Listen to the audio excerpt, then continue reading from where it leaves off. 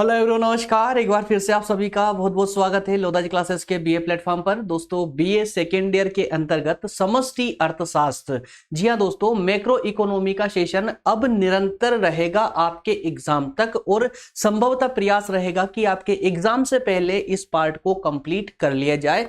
क्योंकि अभी तक देखिए आप लोगों की डिमांड नहीं आ रही थी, इस कारण से इसे पेंडिंग में रखा गया था, लेकिन अब चूंकि आपकी डिमांड आ रही है तो आप इंटरेस्ट ले रहे हैं, सो मैं इसको फिर से कंटिन्यू करने जा रहा हूं दोस्तों। समष्टि अर्थशास्त्र और उधर फर्स्ट ईयर में व्यष्टि अर्थशास्त्र।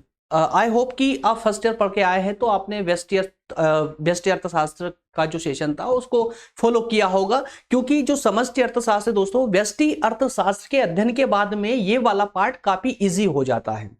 अगर आपने फर्स्ट ईयर में व्यष्टि अर्थशास्त्र को अच्छे से पढ़ा है तो आपको बिल्कुल भी इसके अंतर्गत प्रॉब्लम नहीं आने वाली है, बिल्कुल भी प्रॉब्लम नहीं आने वाली है।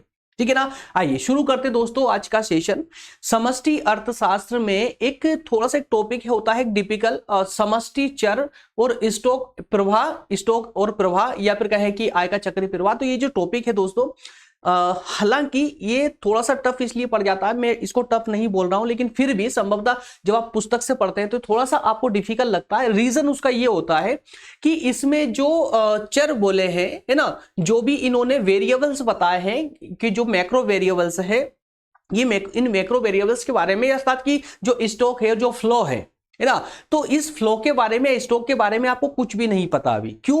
रीजन क्या है? क्यों? अभी आप शुरुआत ही कर रहे हैं, लेकिन इसके जो टर्म है ना, ये आगे के जो चैप्टर है, आगे के टॉपिक है, उसमें एक्सप्लेन की जाएगी, है ना। इसलिए थोड़ा सा ये टफ पड़ जाता है, लेकिन ये टफ नहीं है दोस्तों। अगर आप पूरे क्रम अनुसार टॉपिक वाइज टॉपिक अगर इसका अध्ययन करते हैं ना, तो ये एकदम इजी हो जाता है। इसमें कुछ भी ऐसा डिफिकल्ट जैसा नहीं है। समष्टि चर, है ना, समष्टि चर के अंतर्गत स्टॉक और प्रवाह क्या होता है, या फिर आय का जो चक्रीय प्रवाह होता है वो क्या होता है, तो सर्कुलर फ्लो ऑफ इनकम जो है वो क्या है, पूरे विस्तार से व्यवहारिक रूप से बहुत ही आसान से आसान तरीके से इसको समझने वाले हैं दोस्तों। बिल्कुल एकदम इजी हो जाएगा। आइए थोड़ा सा देख लेते हैं दोस्तों कि हमारी इस फर्स्ट यूनिट के अंतर्गत, जिसमें हमें मैक्रो इकोनॉमी की हम चर्चा कर रहे हैं, इसके अंतर्गत कौन सा टॉपिक दोस्तों आज हम कंटिन्यू करने वाले हैं। देखिए, इसमें फर्स्ट हम कंप्लीट कर चुके हैं, जिसमें समष्टि अर्थशास्त्र का अर्थ, परिभाषा, विषय वस्तु, महत्व, सीमा, इन सब पे हमने डिस्कस किया था। ठीक है ना। इसके बाद में हमने जो सेकेंड लेक्चर हुआ है हमारा, उसमें हमने समष्टि और व्यष्टि अर्थशास्त्र के अंतर्गत अंतर संबंध क्या थे, इसमें हमने अंतर को, दोनों के बीच अंतर और जो डिफरेंस है ना, और इसकी समानता, इन दोनों को संभवतः समझने का प्रयास किया था।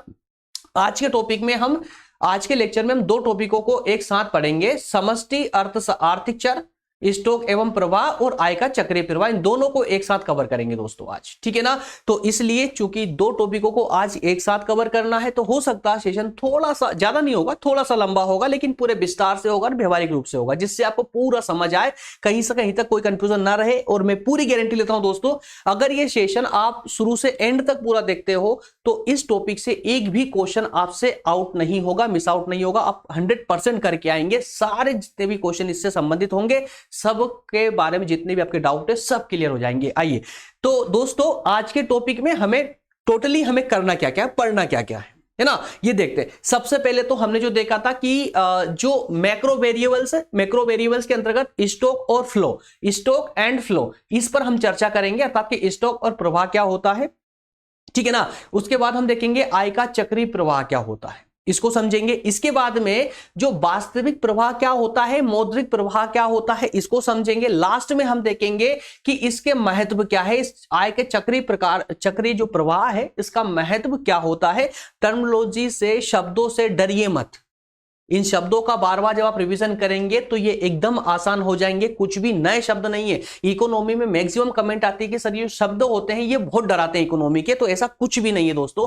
कोई शब्द आपको नहीं डराएगा, बशर्ते कि आप उसे बार बार पढ़िए, बार बार देखिए। अब देखिए यहां पर समष्टि क्या लिखा हुआ है, चर लिखा हुआ है। यार इसकी जरूरत ही नहीं है लिखने की, जरूरत ही नहीं थी, चूंकि लेकिन दोस्तों ये है इकोनॉमी, आप इकोनॉमी पढ़ रहे हैं तो भाई इकोनॉमी अपनी भाषा का प्रयोग करेगा ना। इसके लिए समष्टि के साथ चर का इस्तेमाल कर दिया गया है, वेरिएबल्स जोड़ दिए गए कि वेरिएबल्स क्या होता। तो जो ये वेरिएबल्स है, वेरिएबल्स किसको कहा गया है, स्टॉक को और फ्लो को, है ना, स्टॉक और प्रवाह को। तो ये स्टॉक और प्रवाह क्या होता है, सबसे पहले तो आप इसको समझ लीजिए। किसी भी इकोनॉमी के अंतर्गत स्टॉक और प्रवाह होता क्या है, इसको अच्छे से समझ लीजिए, आपका आने वाला अध्ययन और इजी हो जाएगा। कैसे, देखिए दोस्तों, अर्थशास्त्र के अध्ययन में जिन धारणाओं की बात की जाती है ना, जिन धारणाओं का प्रयोग होता है, उन धारणाओं में स्टॉक और प्रवाह भी दो धारणाएं हैं। कौन कौन? स्टॉक और प्रवाह। इसके बारे में समझने वाले हैं। देखिए क्या होता है स्टॉक और प्रवाह। स्टॉक, अगर हम स्टॉक की बात करें दोस्तों, तो इसको 5 बिंदुओं के माध्यम से आसान तरीके से समझने का प्रयास करेंगे। बस ध्यान से सुनते चलिए, ध्यान से सुनते चलिए, पूरा एकदम इजी तरीके से समझ आने वाला है। दोस्तों, स्टॉक चर किसी निर्दिष्ट समय बिंदु पर मापे जाते हैं, जबकि प्रवाह चर एक निश्चित समय अवधि पर मापे जाते हैं। ठीक है, खाली सुनते चलिए, मैं इसको व्यवहारिक करके समझाने वाला हूं। देखिए क्या कहा इन्होंने कि जो स्टॉक चर होते हैं, यहां पर 2 टर्म इस्तेमाल की जा रही है। सबसे पहले एक मिनट, कलर चेंज करते हैं इसका। ओके, स्टॉक चर, यहां स्टॉक चर की बात हो रही है और यहां पर प्रवाह चर की, है ना। तो इस चर को 2 मिनट के लिए साइड में कर दीजिए। अब हम टोटल बात करेंगे क्या, स्टॉक और प्रवाह की। और प्रवाह के स्थान पर, इस प्रवाह के स्थान पर हम क्या बात करेंगे दोस्तों, इस प्रवाह की जगह क्या बोलेंगे, अब यहां पर फ्लो बोलेंगे, है ना। स्टॉक और फ्लो, क्योंकि ये शब्द हम कई बार पढ़ चुके हैं, फ्लो, है ना, फ्लो में। तो इस फ्लो और स्टॉक, ये 2 शब्दों का इस्तेमाल करेंगे। तो यहां पर आप समझ लीजिएगा, ठीक है ना। तो देखिए कहा गया है कि स्टॉक को, अगर हमें स्टॉक को मापना है तो एक समय बिंदु पर मापा जाता है, एक समय बिंदु पर, एक निश्चित समय पर मापा जाता है। जबकि अगर हमें फ्लो को मापना है, फ्लो को मापना है तो फ्लो को एक निश्चित बिंदु पर नहीं, बल्कि एक निश्चित समय अवधि में नापा जाता है। इसे समझिए और आसान। देखिए यार, स्टॉक का मतलब क्या हुआ, स्टॉक का मतलब क्या होता है कि मान लेते हैं हम कोई एक फैक्ट्री है ना, हम किसी वस्तु का उत्पादन करते हैं।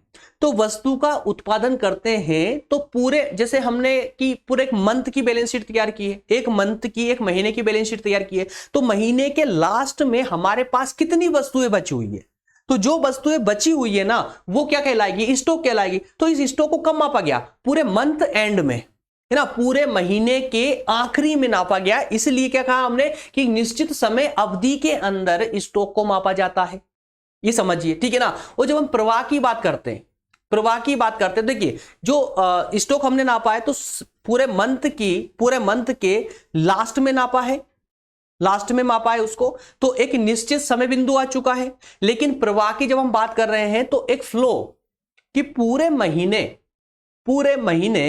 इसका फ्लो क्या रहा, फ्लो अर्थात कि मार्केट में इसकी अवेलेबिलिटी कैसी रही, डिमांड और अवेलेबिलिटी, जिसे हम बोलते हैं ना कि मांग और पूर्ति, कि उस वस्तु की पूरे महीने में कितनी कैसी मांग बनी रही, क्या मांग के अनुसार उसकी पूर्ति हुई या नहीं हुई। तो ये सारा, ये जो माप होगी, ये सारी माप दोस्तों एक समय अवधि में होगी, मतलब किसी एक निश्चित बिंदु पर नहीं, किसी एक समय में नहीं, किसी एक दिन में नहीं, बल्कि पूरे महीने की माप होगी। क्लियर हो पा रहा ना, ठीक है। अब थोड़ा सा, अब आगे का अध्ययन अब आपका और थोड़ा इजी हो जाएगा। देखिए दोस्तों, व्यष्टि अर्थशास्त्र की जब हम बात करते हैं, अब चूंकि हम यहाँ दोनों की बात करनी है, व्यष्टि में भी और समष्टि में भी। व्यष्टि अर्थशास्त्र में ये फ्लो क्या करता है, स्टॉक और फ्लो क्या होता है। उसके बाद जो समष्टि अर्थशास्त्र है उसमें, तो दोनों में हम इसके प्रयोग को देखने वाले हैं, दोनों के प्रयोग के माध्यम से हम इसको समझेंगे। तो व्यष्टि अर्थशास्त्र में बाजार मांग और पूर्ति प्रवाह चर का उल्लेख करती है। अब एक मिनट पेन लेते हैं। क्या कहा दोस्तों, व्यष्टि अर्थशास्त्र में बाजार की मांग और पूर्ति, देखिए यहां पर बाजार की मांग और पूर्ति प्रवाह मतलब फ्लो का उल्लेख करती है, फ्लो को दिखाती है ना। बाजार में जो मांग पूर्ति है वस्तु की, वो क्या दिखाएगी, फ्लो को दिखाएगी, फ्लो को, है ना, प्रवाह को दिखाएगी। जबकि किसी समय विशेष या दिन विशेष में बाजार में उपलब्ध वस्तु की कुल पूर्ति क्या कहला रही दोस्तों, स्टॉक राशि कहलाती है, स्टॉक राशि कहलाती है। भाई जो माल बच गया वो स्टॉक में चला जाएगा ना, वो स्टॉक कहलाएगा, ठीक है। तो व्यष्टि अर्थशास्त्र में प्रवाह एवं स्टॉक अर्थात फ्लो एंड स्टॉक वास्तविक इकाइयों के रूप में व्यक्त की जाते हैं, जो वास्तविक इकाइयां होती है उसके रूप में व्यक्त किया जाता है। अब यहां पर एक बात आपको पॉइंट आउट करनी है कि व्यष्टि अर्थशास्त्र में जब हम स्टॉक और फ्लो की बात करते हैं तो उसके लिए वास्तविक इकाइयों की बात की जाती है, काय की, वास्तविक इकाइयों की। और यहीं पर जब हम समष्टि में बात करेंगे ना तो वहां पर मुद्रा में बात होगी, किसमें, मुद्रा में बात होगी, ठीक है ना, बस इतना आप लोग ध्यान रखना है। चलिए आगे देखते हैं, पॉइंट नंबर 3 देखते हैं इसका कि समष्टि अर्थशास्त्र में, अब देखिए व्यष्टि अर्थशास्त्र पर चर्चा हो चुकी है, अब बात करें हम समष्टि अर्थशास्त्र की। तो समष्टि अर्थशास्त्र में फ्लो एंड स्टॉक मात्राओं को मौद्रिक रूप में व्यक्त किया जाता है। देखिए मात्राओं को मौद्रिक रूप में, जबकि व्यष्टि अर्थशास्त्र में क्या में दोस्तों, यूनिट में, वस्तुओं में, है ना, वास्तविक इकाई में व्यक्त किया जा रहा था। लेकिन समष्टि अर्थशास्त्र में काय में व्यक्त हो रहा है, ये मौद्रिक रूप में, है ना, मुद्रा के रूप में। ठीक है, समष्टि प्रवाह चरों में राष्ट्रीय आय एवं उत्पादन,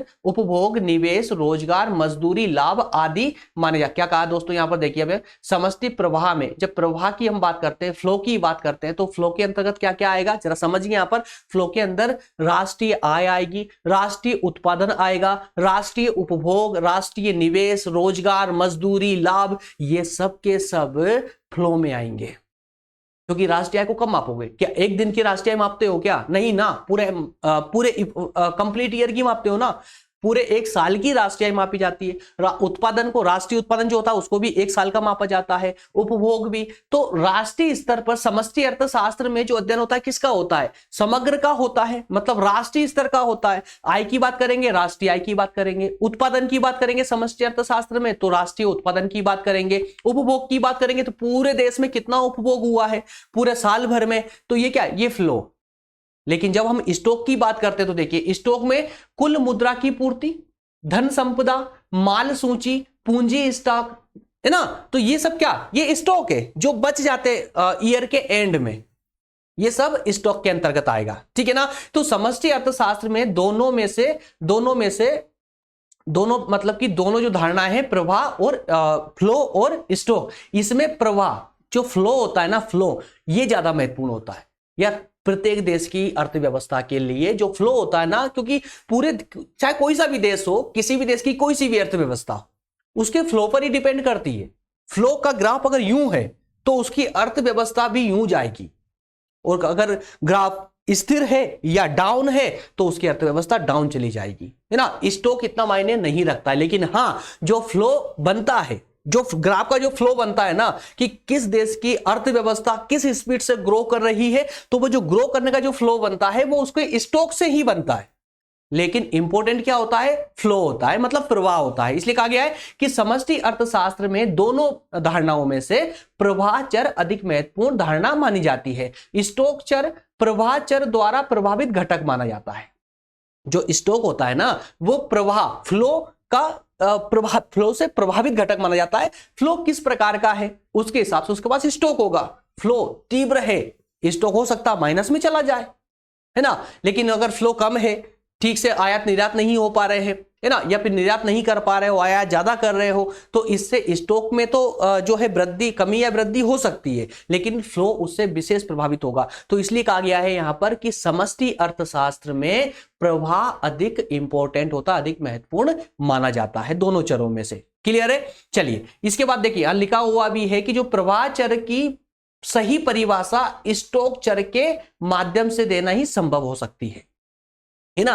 मतलब अगर प्रवाह जो फ्लो है, उस फ्लो को अगर आपको दर्शाना है तो उसके लिए स्टॉक जो चर है उसकी हेल्प लेनी ही पड़ेगी। आई होप कि समझ पा रहे हैं आप लोग इस बात को, है ना। और अगर दोस्तों थोड़ा सा देखिए, जो भी अर्थशास्त्र को पहली बार पढ़ रहे होंगे ना, थोड़ी सी प्रॉब्लम आ सकती है, लेकिन डोंट वरी, ये सारी बातें आगे चल के एकदम पानी तरह क्लियर होने वाली है। बिल्कुल चिंता मत करें, अगर थोड़ा थोड़ा भी समझ आ रहा है ना तो भी बने रहे, 100% पूरा समझ आने वाला है।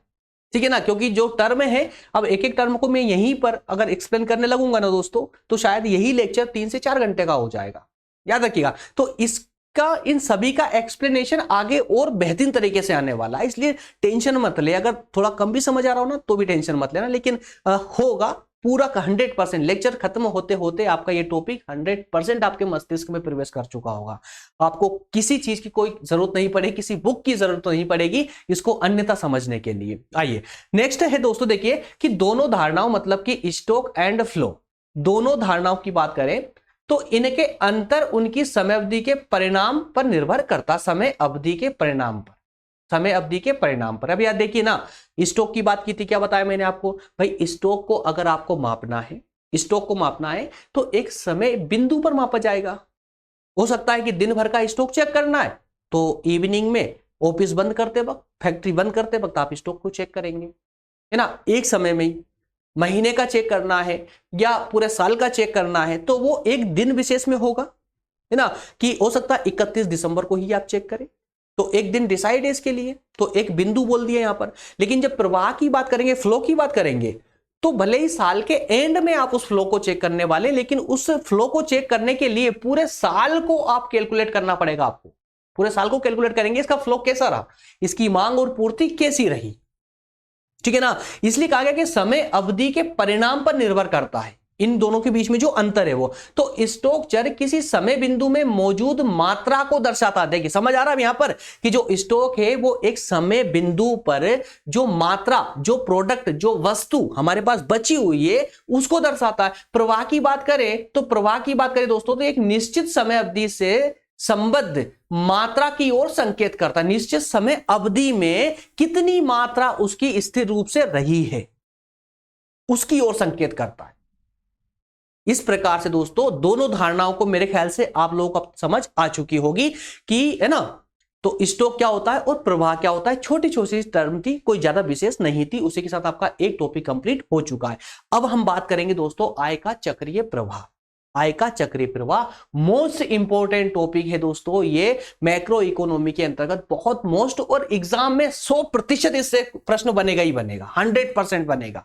इसलिए इसकी जो बेसिक धारणा है ना, इसको समझ लीजिए, कुछ भी डिफिकल्ट नहीं होने वाला। आय का चक्रीय प्रवाह, सर्कुलर फ्लो ऑफ इनकम क्या होती है दोस्तों, इसमें भी ये दो प्रकार की होती है। जो प्रवाह होता है, आय का चक्रीय प्रवाह होता है। अब देखिए जो अर्थव्यवस्था होती है ना, दो प्रकार की अर्थव्यवस्था हम कहते हैं उसको, एक बंद अर्थव्यवस्था और एक खुली अर्थव्यवस्था, एक ओपन इकोनॉमी और एक क्लोज इकोनॉमी, ठीक है ना। तो इन दोनों अर्थव्यवस्थाओं में हमें चक्रीय प्रवाह को देखना है, दोनों अर्थव्यवस्थाओं में, ठीक है ना। तो बंद अर्थव्यवस्था और खुली अर्थव्यवस्था, इन दोनों में हमें क्या चेक करना है दोस्तों, आय का चक्रीय प्रवाह, आय का चक्रीय प्रवाह। आइए दोनों को पहले हम जो है बंद अर्थव्यवस्था को समझते हैं, उसके बाद फिर खुली अर्थव्यवस्था पर आएंगे। पूरा एक्सप्लेन होने वाला है, पूरा एकदम एकदम आसान से आसान तरीके से दोस्त समझने वाले हो आप लोग। पुस्तक से 100% कंफ्यूजन रहेगी, लेकिन ये ज्यादा लंबा सेशन भी नहीं जाने वाला है, डोंट वरी, बहुत अच्छे से इसको कंप्लीट करने वाले दोस्तों। आइए सबसे पहले हम बात करेंगे आय के चक्रीय प्रवाह के अंतर्गत बंद अर्थव्यवस्था की क्लोज इकोनॉमी क्या होती है। क्लोज इकोनॉमी क्या होती है, अब इसको ऐसा समझिए, पहले तो इसको व्यवहारिक रूप से समझिए दोस्तों। देखिए क्लोज इकोनॉमी, बंद अर्थव्यवस्था का मतलब यह हुआ कि हम एक ऐसी अर्थव्यवस्था की बात कर रहे हैं जिसके घटक देश के अंदर वाले होते हैं, देश की सीमा के अंदर वाले घटक इसमें शामिल होते हैं। जैसे तीन बाजार, या कहें कि तीन क्षेत्रों की हम यह बात करेंगे। कौन कौन से, एक होगा दोस्तों हमारा व्यापारिक क्षेत्र, क्या होगा याद रखिएगा, व्यापारिक क्षेत्र। दूसरा होगा घरेलू क्षेत्र और तीसरा होगा सरकारी क्षेत्र। कौन कौन से, मैं फिर रिपीट कर रहा हूं, एक होगा व्यापारिक क्षेत्र, एक घरेलू क्षेत्र और एक सरकारी क्षेत्र।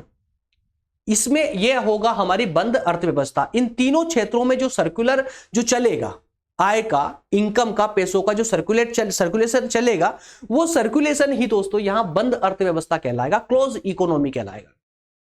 क्लियर है ना। वो जब हम खुली अर्थव्यवस्था की बात करते हैं ना, तो खुली अर्थव्यवस्था में देखिए यहां तीन क्षेत्र जो हमारे होते हैं, ब्लैक डिस्प्ले लेते हैं 1 मिनट के लिए और अब लेते हैं पेन। देखिए बंद अर्थव्यवस्था की दोस्तों जब हम बात करते हैं, बंद अर्थव्यवस्था की, बंद अर्थव्यवस्था, तो इसमें तीन क्षेत्रों को संकेत शामिल किया जाता है। कौन कौन से क्षेत्र दोस्तों, एक होता है जो है दोस्तों आपका व्यापारिक क्षेत्र, व्यापारिक क्षेत्र होगा।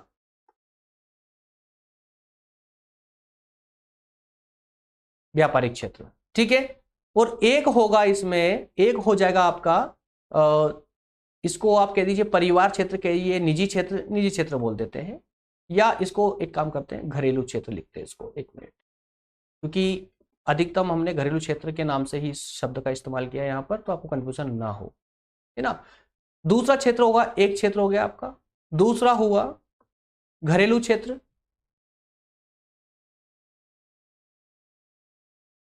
घरेलू क्षेत्र, और दोस्तों वहीं तीसरा क्षेत्र हो जाएगा आपका सरकारी,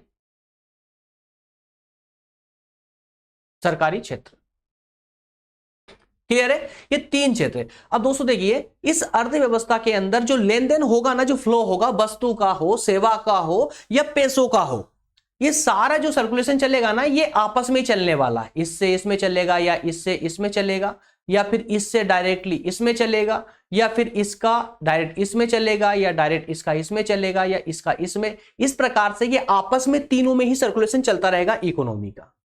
लेकिन जब हम इस बंद अर्थव्यवस्था को खोल देते, ओपन कर देते, तो देखिए ये बंद अर्थव्यवस्था इस देश की सीमा के अंतर्गत है, देश की सीमा के अंदर है। कहां पर? देश की सीमा के अंदर है। अब जैसे ही हम शब्द इस्तेमाल करेंगे खुली अर्थव्यवस्था, क्या? खुली अर्थव्यवस्था। खुली अर्थव्यवस्था, इसका मतलब कि इस बाउंड्री को, इस बॉर्डर को हम खोल देंगे, इस बॉर्डर को हटा देंगे। मतलब कि इन 3 क्षेत्रों के अलावा, इन 3 क्षेत्रों के अलावा इसमें एक क्षेत्र और ऐड हो जाएगा, जो चौथे क्षेत्र के नाम से होगा विदेश। क्या दोस्तों? विदेश। ठीक है ना? विदेश मतलब कि विदेश का कोई सा भी देश, विदेश इसमें ऐड हो जाएगा। तो अब कुल मिलाकर के खुली अर्थव्यवस्था में कितने क्षेत्र जाएंगे? 4 क्षेत्र। बंद अर्थव्यवस्था में कितने क्षेत्र होंगे? 3 क्षेत्र। आप लोग याद रखेंगे, है ना? चलिए आगे इन सबका वर्णन आने वाला है। तो बंद अर्थव्यवस्था को पढ़ लेते हैं एक बार। ऐसी अर्थव्यवस्था जिसमें विदेशी व्यापार पूरी तरह से प्रतिबंधित होता है। ठीक है? अर्थव्यवस्था अपने आंतरिक एवं घरेलू संसाधनों पर निर्भर होती है। ऐसी अर्थव्यवस्था का शेष विश्व की अर्थव्यवस्था से कोई संबंध नहीं होता है। मतलब कि ये वो अर्थव्यवस्था है जिसका पूरा व्यापार, लेन देन जो भी होना है वो सब देश के अंदर ही होता है ना? देश के बाहर किसी प्रकार का कोई व्यापार नहीं होता। लेकिन जब हम बात करते हैं खुली अर्थव्यवस्था की, तो खुली अर्थव्यवस्था में चूंकि 4 क्षेत्र होते हैं, तो इसमें आंतरिक और बाहरी दोनों प्रकार के आयात निर्यात होते हैं। मतलब खुली अर्थव्यवस्था पूरी तरह से आयात और निर्यात पर निर्भर करती है, आयात और निर्यात पर निर्भर करती है। ठीक है ना? अब दोस्तों हमें देखना यह है, हमारा जो मेन मुद्दा है, जो हमारा मेन टॉपिक है, वो मेन टॉपिक ये है कि जो आय का चक्रीय प्रवाह हमें चेक करना है। तो बंद अर्थव्यवस्था में आय का चक्रीय प्रवाह कैसा होगा और खुली अर्थव्यवस्था में आय का चक्रीय प्रवाह कैसा होगा, मेन कंसेप्ट हमारा ये है, हमें इसको समझना है। चलिए आइए तो एक एक करके अब इसको समझते हैं। खुली अर्थव्यवस्था में आय का चक्रीय प्रवाह कैसा होने वाला है। दोस्तों शांति बना करके थोड़ा सा बस कंसंट्रेशन लगाए रखना, ध्यान से सुनना, पूरा समझ आने वाला है ना। कंफ्यूजन वाली जैसी कोई चीज है ही नहीं इसमें। देखिए एक मिनट, ओके पेन ले ही लेते हैं। चलिए देखिए, अर्थव्यवस्था में व्यय करने वाली इकाइयां और उत्पादक इकाइयां एक दूसरे से संबंध होती है। अब दोस्तों एक बात समझिएगा, हमने बंद अर्थव्यवस्था की बात की है, जिसमें कौन कौन आएंगे? घरेलू क्षेत्र आएगा, है ना? घरेलू क्षेत्र जिसको हम व्यापार परिवार क्षेत्र भी कहते हैं या निजी क्षेत्र भी के नाम से भी जानते हैं। तो एक घरेलू क्षेत्र, एक व्यापारिक क्षेत्र और एक सरकारी क्षेत्र। अब यह 2 प्रकार के क्षेत्र होंगे ना, विशेष रूप से 2 प्रकार के क्षेत्र होंगे। एक ऐसा क्षेत्र जो उत्पादन करेगा और एक ऐसा क्षेत्र जो कंज्यूम करेगा। ठीक है ना? तो बंद अर्थव्यवस्था इन्हीं दोनों क्षेत्रों के अंदर संचालित होती है। एक क्षेत्र जो उत्पादन करेगा और दूसरा क्षेत्र जो उसे कंज्यूम करेगा, उपभोग करेगा। 2 प्रकार की इकाइयां होती है। कौन कौन सी इकाई यहां पर अर्थव्यवस्था में? एक व्यय अर्थात खर्च करने वाली इकाई, मतलब घरेलू इकाई और सरकारी इकाई, याद रखिएगा। और उत्पादक एक इकाई है, उत्पादक इकाई मतलब उत्पादन करने वाली इकाई अर्थात व्यापारिक इकाई। ठीक है ना? आगे समझने वाले हैं आप लोग। एक बंद अर्थव्यवस्था में जहां व्यापारिक इकाई को क्या कहा गया दोस्तों? बी से प्रोनाउंसिएट किया जाएगा, इसको बी से इंडिकेट किया जाएगा, याद रखेंगे आप लोग। ठीक है ना? व्यापारिक क्षेत्र बी, उत्पादक क्षेत्र है, इसको ध्यान से समझिए। बंद अर्थव्यवस्था में व्यापारिक क्षेत्र क्या है? उत्पादक क्षेत्र है। वहीं घरेलू क्षेत्र जिसे एच कहा जा रहा है, घरेलू क्षेत्र और सरकारी क्षेत्र क्या है दोस्तों? वे अर्थात खर्च करने वाली इकाई है। ठीक है ना? क्योंकि यहां पर घरेलू क्षेत्र या सरकार उत्पादन नहीं करती है, वो खरीदती है। जब खरीदेगी तो उसको पैसा देना होगा, मतलब खर्च करना होगा। और व्यापारिक जो क्षेत्र है वो क्या करेगा? उत्पादन करेगा। ठीक है ना? तो वहां वस्तु और सेवाएं व्यापारिक क्षेत्र से घरेलू क्या होता है? देखिए वस्तु और सेवाएं कहां पर उत्पादित हुई? व्यापारिक क्षेत्र में। तो यहां से ये घरेलू क्षेत्र में और सरकारी क्षेत्र की ओर जाएगी, फ्लो बनेगा इसका। ठीक है ना? और घरेलू और सरकारी क्षेत्र से ये खर्च के रूप में मुद्रा व्यापारिक क्षेत्र को प्रभावित होगी। ठीक है ना? भाई जो व्यापारिक क्षेत्र है उसने वस्तुएं बना करके निजी क्षेत्र को अर्थात घरेलू क्षेत्र को और सरकारी क्षेत्र को दे दी। अब उन वस्तुओं के उपभोग के एवज में घरेलू क्षेत्र और सरकारी क्षेत्र क्या करेगा, मुद्रा देगा, पैसा देगा। तो पैसे किसकी ओर जाएंगे, व्यापारिक क्षेत्र की ओर जाएंगे। वस्तुओं कहां जा रही है, निजी और सरकारी क्षेत्र की ओर जा रही है, और नीचे की ओर से पैसा किसकी ओर आ रहा है दोस्तों, व्यापारिक क्षेत्र की ओर आ रहा है। बन गया ना सर्कुलेशन, ठीक है ना। और आगे देखिए, मैं इसको चित्र के माध्यम से भी समझाने वाला हूं, डोंट वरी। मैंने जैसा बताया ना कि सेशन के एंड तक सब कुछ समझ आने वाला है, कुछ भी कंफ्यूजन नहीं रहेगी। देखिए, इसके साथ ही व्यापारिक क्षेत्र को प्राप्त ये जो मुद्रा होती है, जो मुद्रा जो निजी क्षेत्र से अर्थात घरेलू क्षेत्र से और सरकारी क्षेत्र से जो मुद्रा मिली है, किसको, व्यापारिक क्षेत्र को, वो उत्पादन कार्य में जो उत्पादन के साधन लगते हैं। अब यार ये समझिए ना कि व्यापारिक क्षेत्र है, वस्तु का निर्माण करता है, सेवा का निर्माण करता है। तो ये बताइए, क्या उसको वस्तु सेवा का निर्माण करने में कुछ नहीं लगा होगा क्या? उसको मशीनें लगी है, उसे मजदूर लगेगा, मतलब श्रम लगेगा, उसे पूंजी की भी आवश्यकता होगी, उसे भूमि की भी आवश्यकता होगी। तो पूंजी, भूमि, लगान, जो टैक्स लगेगा, कर लगेगा, वो ये सब कहां से मिलने वाला है? तो ये सब उसको या तो घरेलू क्षेत्र से मिलेगा, जैसे कच्चा माल, मजदूर, है ना, पूंजी, ये कहां से मिलेगा, घरेलू क्षेत्र से मिलेगा या फिर सरकारी क्षेत्र से मिलेगा। तो इसके बदले में भी तो इसे पैसा देना होगा ना व्यापारिक क्षेत्र को। व्यापारिक क्षेत्र पैसा देगा घरेलू क्षेत्र को कि आइए भैया मेरे यहां काम कीजिए, आइए भैया मुझे कुछ पैसा दीजिए ताकि मैं वस्तुएं बना पाऊं। उन वस्तु को कहां ले जाकर बेचेगा, या तो सरकारी क्षेत्र में बेचेगा या फिर निजी क्षेत्र में बेचेगा, मतलब घरेलू क्षेत्र में। पूरा फ्लो समझ आ रहा है ना। तो इस प्रकार से ये फ्लो चलता है, जो घरेलू क्षेत्र और सरकारी क्षेत्र से जो व्यापारिक क्षेत्र के पास पैसा आता है, उस पैसे को वो श्रम में, भूमि में, लगान में, मतलब कर के रूप में, इस सब में वापस से घरेलू क्षेत्र और सरकारी क्षेत्र को वापस भेज देता है। तो यही लिखा हुआ है, देखिए, इसके साथ ही व्यापारिक क्षेत्र को प्राप्त यह मुद्रा उत्पादन कार्य में जो साधन लगते हैं, जैसे लगान, मजदूरी, ब्याज और लाभ, ये घरेलू क्षेत्र को चले जाता है ना, और कर के रूप में सरकार को वापस चली जाती है जो लिया वो। तो ये एक सर्कुलेशन पूरा बना रहता है इनकम का, आय का, बंद अर्थव्यवस्था के अंदर तीनों क्षेत्रों में आपस में घूमता रहेगा ये, ठीक है ना। तो घरेलू क्षेत्र से भी अब घर देखिए, एक सर्कुलेशन ये भी चलता है घरेलू क्षेत्र और सरकारी क्षेत्र के बीच में भी चलता है। कैसे, घरेलू क्षेत्र से कुछ आय, मतलब उसकी आय का कुछ भाग सरकार के पास चला जाता है, किस रूप में, करों के रूप में, है ना। कुछ प्रत्यक्ष कर होते हैं, अप्रत्यक्ष कर होते हैं, उसके रूप में सरकार के पास चला जाता है। अब सरकार भी क्या करती है, सरकार के पास जो आय होती है उसका कुछ भाग वो क्या करती है, जनता पर फिर से खर्च कर देती है। कुछ साधनों के रूप में कर देती है, कुछ सब्सिडी देकर, अनुदान देकर के कर देती है, कुछ नई नई स्कीमें ला करके कर देती है ना। तो ऐसा नहीं है कि एक के पास पैसा आया तो वो बस लेकर के बैठ गया, ऐसा नहीं है। उसके पास पैसा आया, वो नए रूप में फिर से वापस उसको दे देगा, फिर वो, ये सर्कुलेशन चलता रहता है, ये सर्कुलेशन चलता रहता है ना। तो वही सरकार भी अपनी आय का कुछ भाग वस्तुओं पर या अनुदान के रूप में घरेलू क्षेत्र को वापस दे देती है। तो इस तरह से आय का ये प्रवाह अर्थात फ्लो चलता रहता है, जिसे हम क्या कहते हैं दोस्तों, आय का चक्रीय प्रवाह कहते हैं। आई होप अभी तक का इतना पूरा समझ आ रहा होगा, है ना। तो अब इस डिस्क्रिप्शन को पढ़िए कि चक्रीय प्रवाह की विवेचना के क्रम में हम ये मान रहे हैं कि समस्त उत्पादन केवल, देखिए इस डिस्क्रिप्शन से आपको यह पता चलेगा कि बंद अर्थव्यवस्था इसे क्यों कहा गया है। देखिए उसके लिए कहा गया है कि चक्रीय प्रवाह की विवेचना के क्रम में हम ये मान रहे हैं कि जो जितना उत्पादन होता है वो उत्पादन केवल और केवल व्यापारिक क्षेत्र के द्वारा होता है, ठीक है ना, व्यापारिक क्षेत्र के द्वारा होता है। घरेलू क्षेत्र और सरकार वस्तु और सेवाओं के क्रेता है, खरीदने वाले हैं, बेचने वाले नहीं। ये ना तो किसी पूंजीगत संपत्ति के स्वामी है और ना ही भूमि को रोजगार में लगाते हैं, हम ये मानकर चल रहे हैं। अतः व्यापारिक क्षेत्र घरेलू क्षेत्र के साधनों को प्रयोग में लाता है, जिसके बदले में वो उससे भुगतान करता है। अतः ये मान लिया गया है कि अर्थव्यवस्था कैसी है, बंद अर्थव्यवस्था है, क्योंकि देश की सीमा के अंदर ही अंदर जितना भी ये सर्कुलेशन घूम रहा है वो देश की सीमा के अंदर ही घूम रहा है, तीनों क्षेत्रों में आपस में घूम रहा है। इसलिए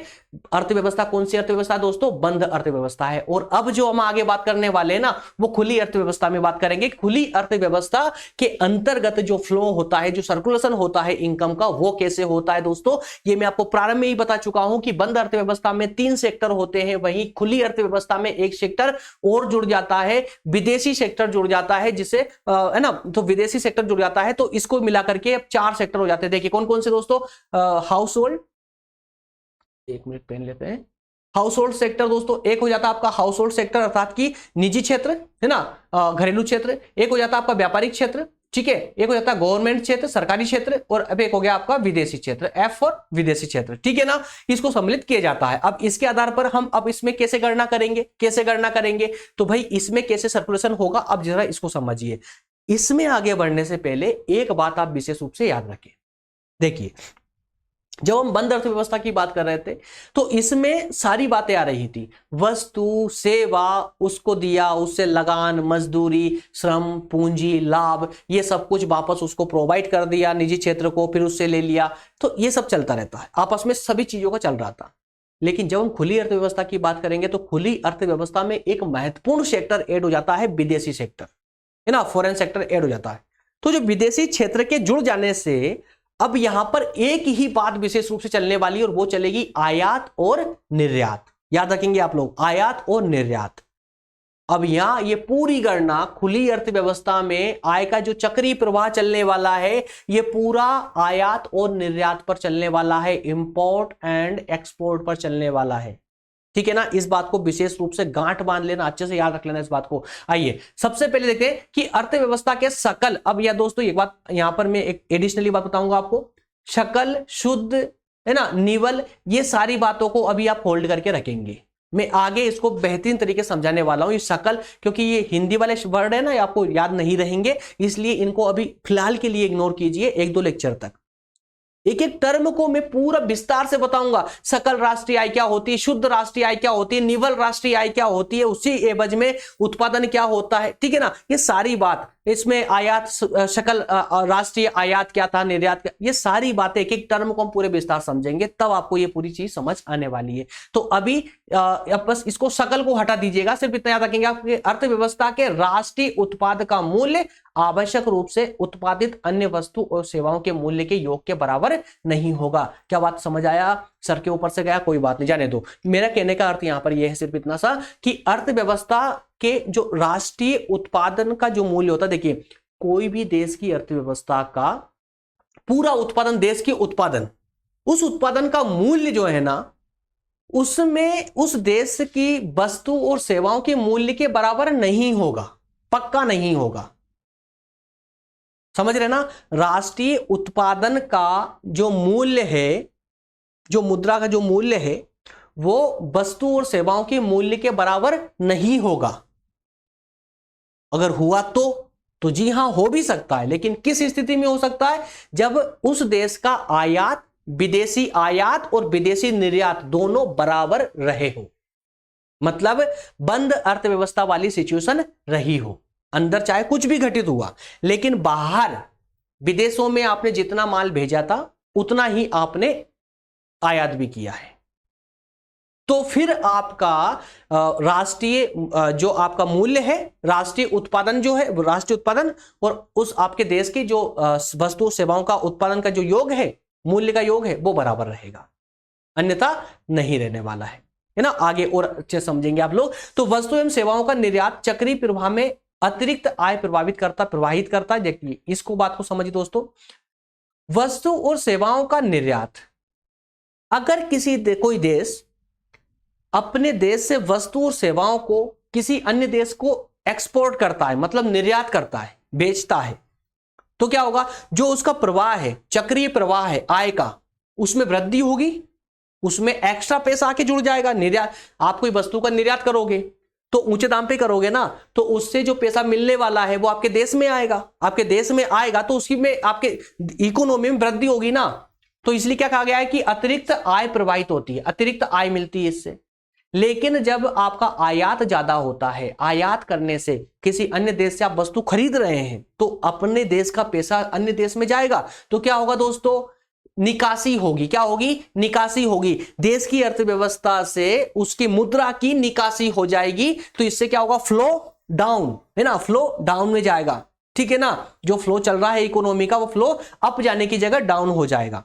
क्लियर हो पा रहा है ना? चलिए आगे बढ़ते। विश्व के देशों द्वारा घरेलू अर्थव्यवस्था में तथा घरेलू अर्थव्यवस्था द्वारा विश्व के देशों में विनियोग किया जाता है। दोस्तों यहां पर एक टर्म को पकड़ लीजिए, विनियोग। विनियोग का मतलब कंफ्यूज मत होइएगा, विनियोग का मतलब सिर्फ इतना समझ लीजिए, भविष्य के लिए जो हम इन्वेस्टमेंट करते हैं ना, निवेश जो करते हैं ना, उसी को मान लीजिए। अब इस टर्म को समझ क्या कहा गया है कि विश्व के देशों के द्वारा घरेलू अर्थव्यवस्था में विश्व के अन्य देश क्या करते हैं, निजी क्षेत्र में आकर इन्वेस्ट करते हैं, किसी दूसरे देश के निजी क्षेत्र में जाकर इन्वेस्ट करते हैं, और निजी क्षेत्र भी विदेशों में जाकर इन्वेस्ट करता है। चलता है ना ये, ठीक है ना।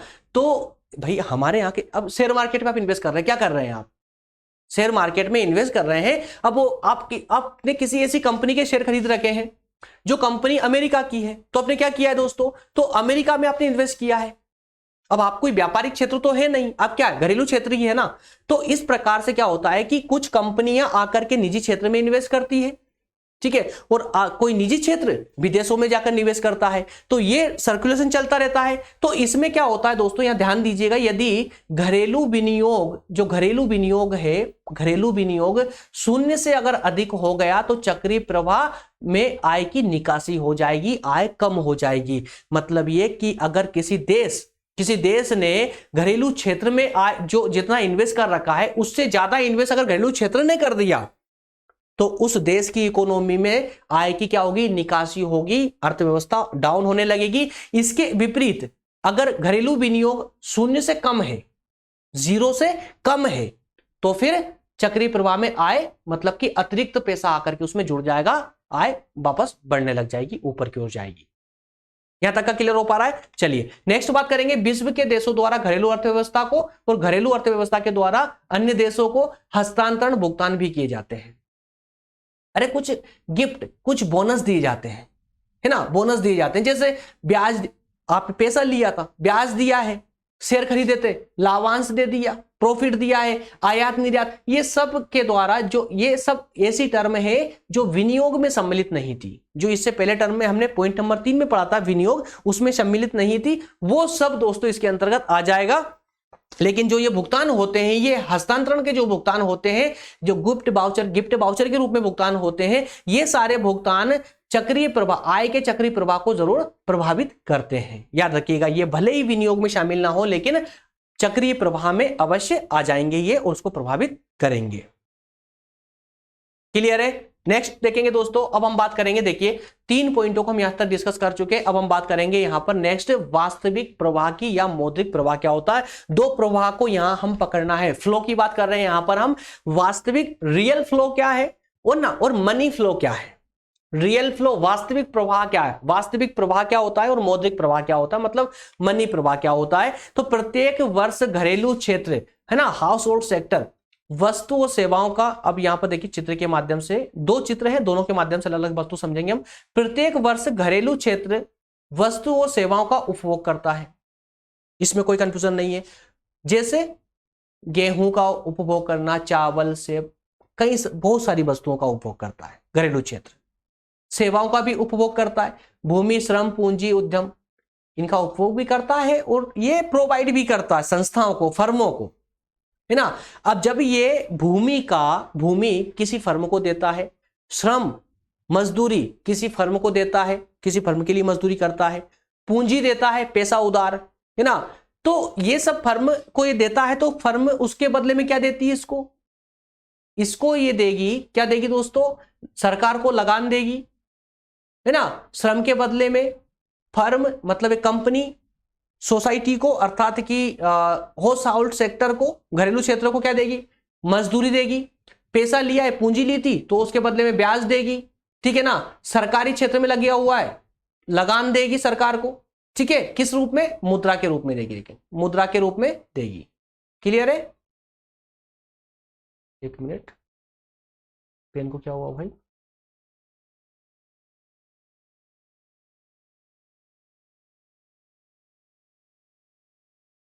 ओके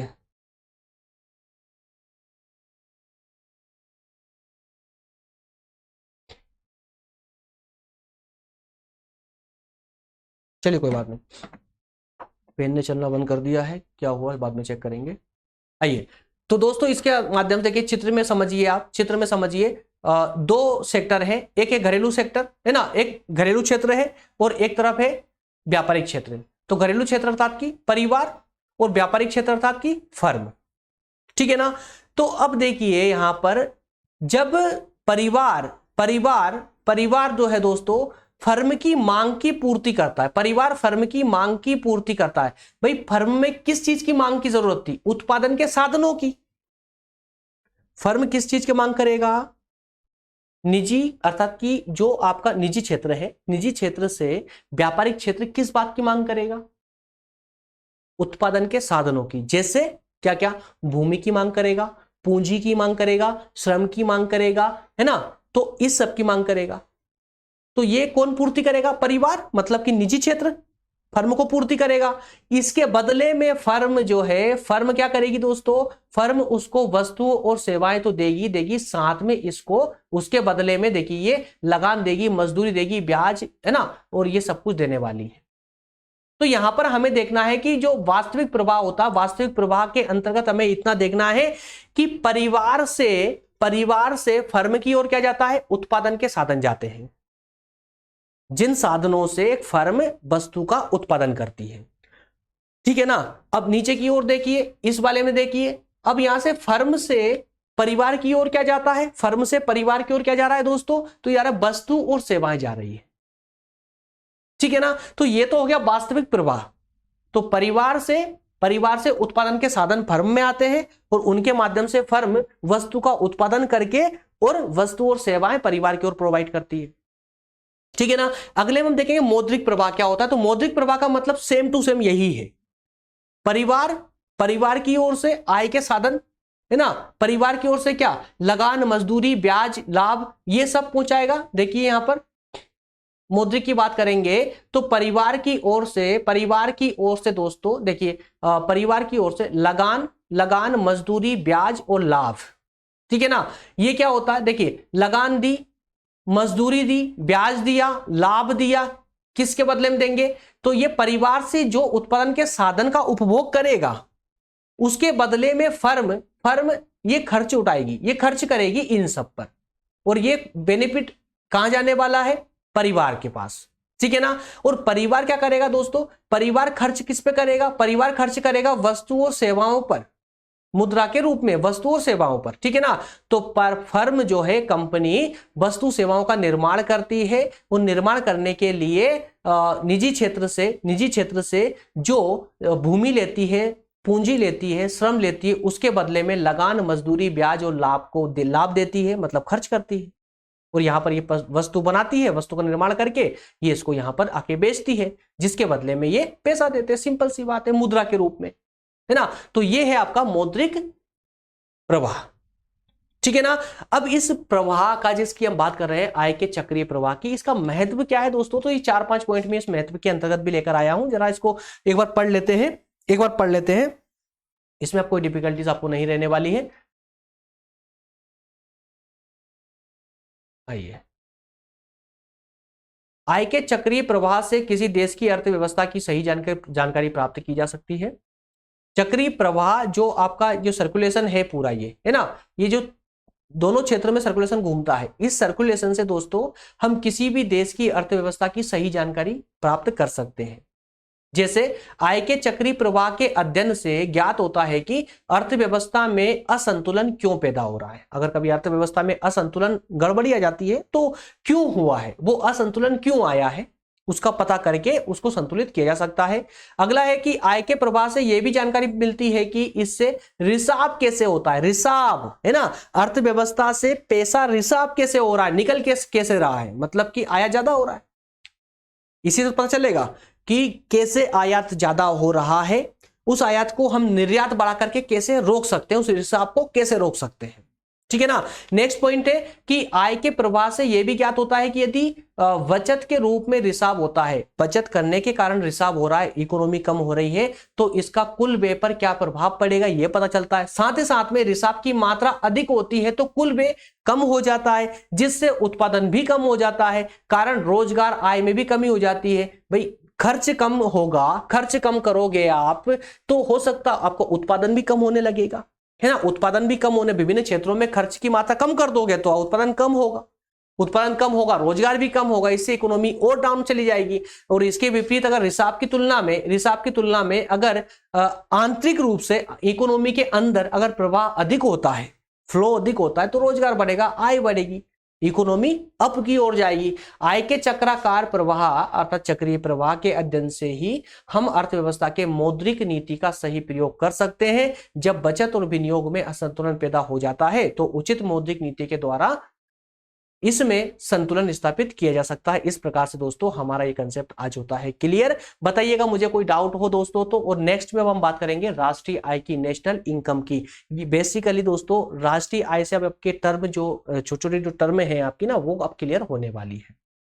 राष्ट्रीय आय को कंप्लीटली समझेंगे एक ही सेशन के अंदर, कंप्लीट राष्ट्रीय आय को समझ लेंगे, नेशनल इनकम को, ठीक है ना। मिलेंगे नेक्स्ट सेशन दोस्तों। थैंक यू सो मच तब तक के लिए। अगर आपने टेलीग्राम ज्वाइन नहीं किया तो जल्दी से टेलीग्राम ज्वाइन कर ले, क्योंकि उसके बिना हम आप तक इजीली पहुंच बना नहीं पाते हैं टेलीग्राम के बिना। और टेलीग्राम पर चूंकि सभी सेशन आपको अपलोड किए जाते हैं, सभी नोट्स वहीं अपलोड किए जाते हैं, आप लोग वहीं पर डिमांड करके नोट्स भी प्राप्त कर सकते हैं। साथ ही साथ में सभी जितने भी हम लेक्चर लेते हैं ना सभी का पीडीएफ टॉपिक वाइज टॉपिक पूरा डिस्क्रिप्शन में हम आपको दे के रखते हैं। डिस्क्रिप्शन से आप नोट्स को डाउनलोड कर सकते हैं, बहुत सारी लिंक वहां डिस्क्रिप्शन में आपको मिल जाती है। मिलेंगे नेक्स्ट सेशन दोस्तों, तब तक आप सभी का बहुत धन्यवाद। Thank you.